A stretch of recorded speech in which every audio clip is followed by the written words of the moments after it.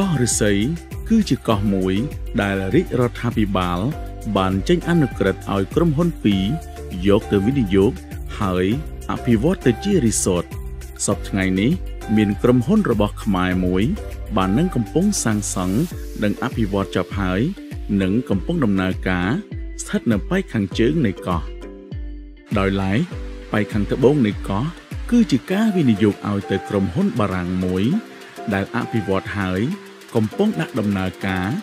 និងទទួលបាននូវការសាទរច្រើនហើយជាប្រភេទសន្តាគាររីសតដែលលំដាប់និងជាផលិតផលទេសចរណ៍ដែលល្អបំផុតរបស់ខេត្តព្រះសីហនុកោះឫស្សីគឺស្ថិតនៅចន្លោះកោះតាកៀវ